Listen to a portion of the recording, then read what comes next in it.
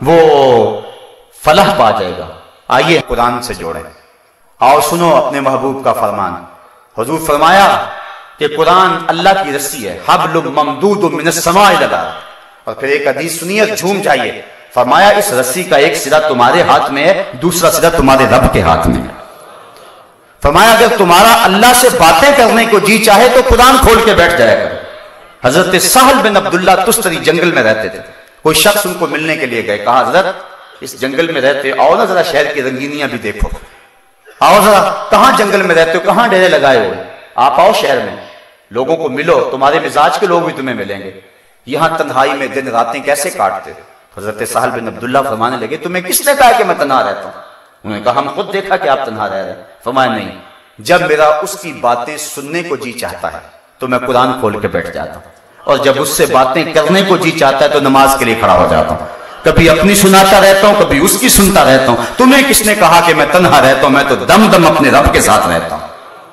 اس دن پوچھا جائے گا کسی امت کے پاس اس کے نبی کا کوئی معجزہ اصل صورت میں موجود نہیں ہے، تورات، زبور، انجیل، صحف ابراہیم، صحف موسیٰ، تحریف رات آگے، اگر وہ ہدایت کی راہیں تلاش کرنا بھی چاہیں تو وہ چشمہ جہاں سے ہدایت ملتی ہے وہ سوکھ گیا ہوا ہے، تحریف رات آگے، تیقن سے کہہ ہی نہیں سکتے کہ یہ اللہ کا کلام ہے یا نہیں، پتہ نہیں کہاں کہاں جو ہے وہ گڈ مڈ کر دی گئی ہے۔ امت مسلمہ تو شکر ادا کر کہ صدیاں گزرنے کے بعد تیرے نبی کا سب سے بڑا معجزہ اب بھی تیرے پاس اصلی صورت میں موجود ہے۔ تو اس قرآن سے اپنے من میں چراغاں کر سکتا تھا، اپنے ماحول میں روشنی دے سکتا تھا، اس قرآن کو لے کر کے تو اپنے من کے سارے اندھیرے ختم کر سکتا تھا، لیکن تو نے اس قرآن کو صرف کتاب برکت سمجھا، اس کو ضابطہ زندگی نہ سمجھا۔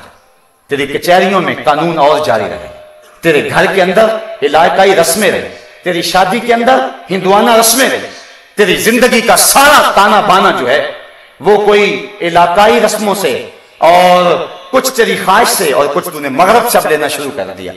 قرآن کو تو نے پسے پش ڈال دیا، کہا یہ قرآن اللہ سے شکایت کرے گا، قرآن کہے گا مالک انہوں نے مجھے پسے پش ڈال دیا تھا، اور رسول بھی اللہ کی بارگاہ میں کہے گا کہ انہوں نے قرآن کو چھوڑ دیا تھا، پھر کیا جواب دو گے؟ تو کل قیامت کے دن جو ہے وہ جو سوال ہوں گے ان میں سے قرآن کا سوال ہوگا۔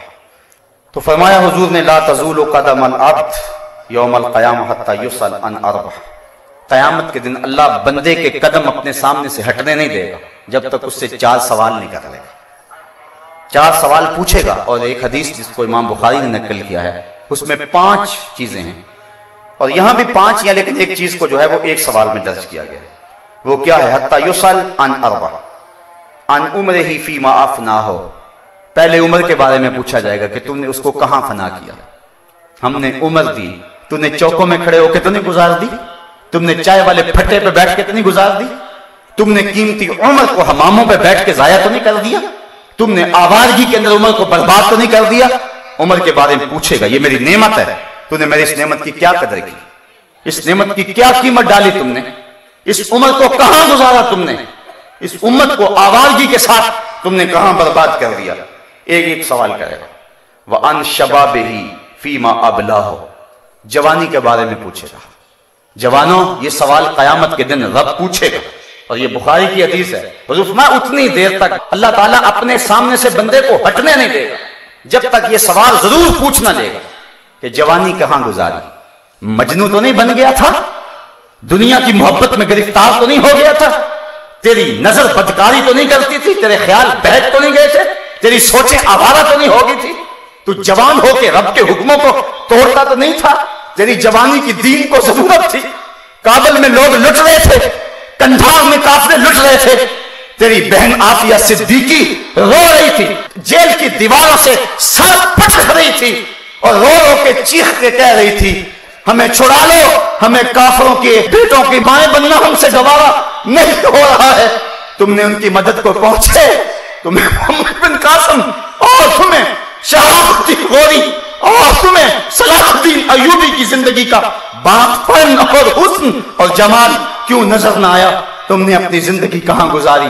تم اپنی ہی بہنوں بیٹیوں کو دیکھے ریچھوں کی طرح ناچتے رہے، تم نے اپنی ہی نظروں کو گندا کرتے رہے، تم پارکوں اور چوکوں اور بازاروں اور کالجوں کے دروازوں پر کھڑا ہو کہ جوانی گزار دی، کل کیا جواب دو گے اپنے رب کے سامنے؟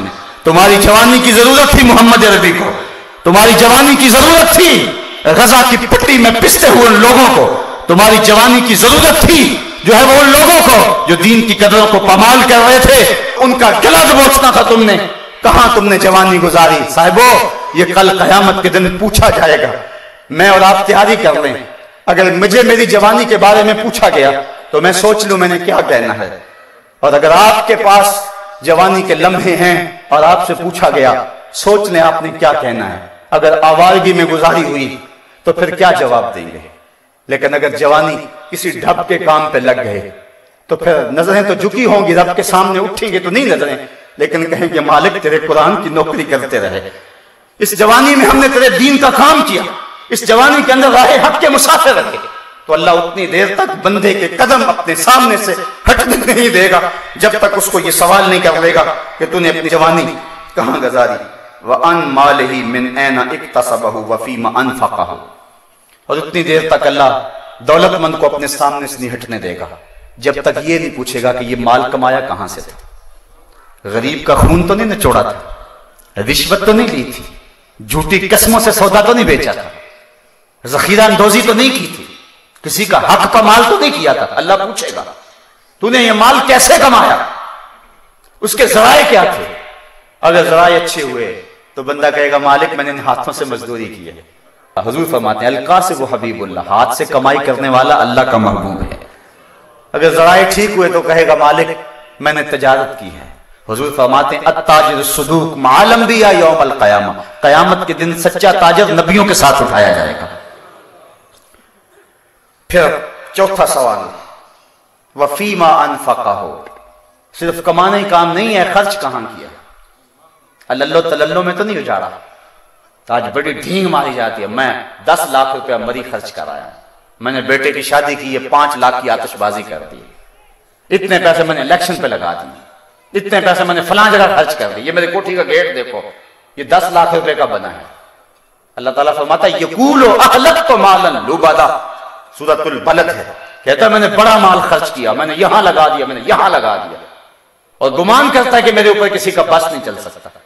اللہ فرماتا ہے کہ کوئی نظر تجھے دیکھ رہی ہے، تیرا سارا حساب لکھا جا رہا ہے، اور انسان اگر تو خود دیکھتا الم نجعل لہ عینین ولسانا وشفتین وہدیناہ النجدین، ہم نے تجھے آنکھیں نہیں دی، ہم نے تجھے ہونٹ اور زبان نہیں دیے، تو کبھی دیکھتا؟ تو نے مال اتنا لگا دیا آتش بازی پر، 5 لاکھ روپے کے تو نے اپنے بیٹے کی شادی پہ آتش بازی کی ہے، تیری گلی کے دوسرے کونے پر بیوہ کی یتیم بچیاں گھر کی دہلیز پہ بوڑھی ہو رہی ہیں، تجھے وہ نظر نہ آئی؟ تو نے 10 لاکھ روپے جو ہے وہ خرچ کر دیا ہے جا کے مری میں، اور اس پہ ڈھینگے مارتا پھرتا ہے، تجھے نانے شبینہ کو ترستے ہوئے لوگ نظر نہ آئے؟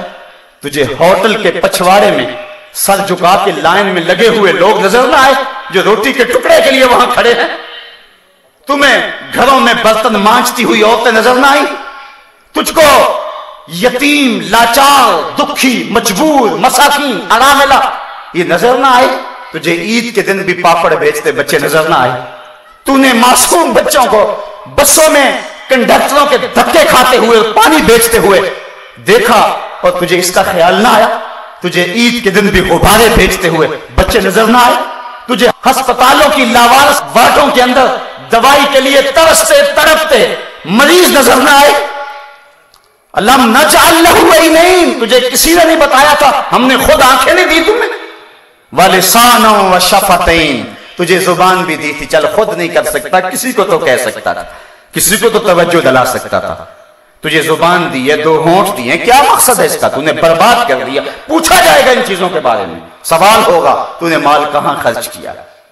عید کے دن کلیجہ پھٹتا ہے، ایک طرف ہم عید کی خوشیاں منا رہے ہوتے ہیں اور ایک طرف غریبوں